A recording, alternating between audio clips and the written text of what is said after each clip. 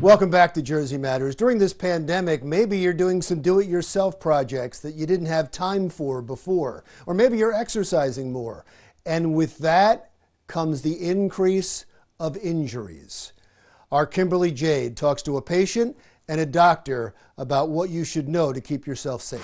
While we're all cooped up around the house during this COVID-19 pandemic, we're often getting involved in projects around the house, but there is risk for injury. I spoke with a patient who almost ended up in the hospital.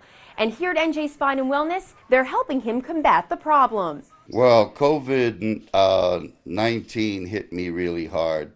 Richard Flanagan didn't realize that the projects he was doing around the house would cause him so much pain. Well, the things that I did in the house you wouldn't consider enough to cause an injury unless I was already hurt to begin with. I mean, I did put some plants in the ground, and my wife has got a honey-to-do list for me of get this done and get that done. So we've seen a huge increase in DIY injuries where people are staying home and they're putting up shelves, they're painting, they're mowing the lawn, they're picking up bags of grass, and they end up getting themselves hurt in the process. But a very simple example was we had a light down in the basement that needed to be changed. I had grabbed the pull cord and taken the pull cord right out of the light. So I had to put a little step stool down, get up, take the light down, and replace the thing inside. What normally would have been 5 or 10 minutes just replacing one little piece ended up being several times sitting down, taking a break before I could go back up. This was just one of the many patients who have had a setback. It's so sad. The COVID epidemic is causing so many problems, right?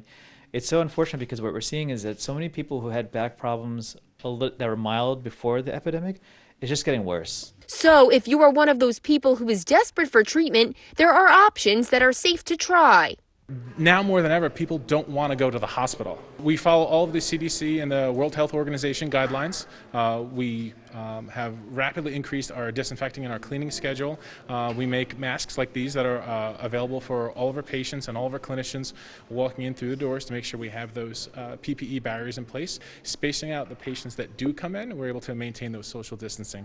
While I was there, the members of NJ Spine and Wellness even gave me a few tricks to practice back safety. If you can hold off on the projects right now, try to do it. But if you have to, just be careful. Follow your spine precautions. Try to bend your knees when you're picking up things. Just try to be safe when you're at home right now. One thing is for sure, Mr. Flanagan is thrilled that he made the trip to the doctor. Today I'm feeling exceptionally great, exceptionally over the top. And there's no way, in my back being the way it is, I'm going to crawl underneath the sink to change a faucet. So that's one DUI project that's going to wait until I get to it.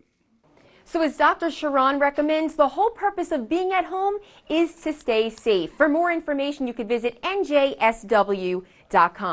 Reporting in Mattawan for Jersey Matters, I'm Kimberly Jade.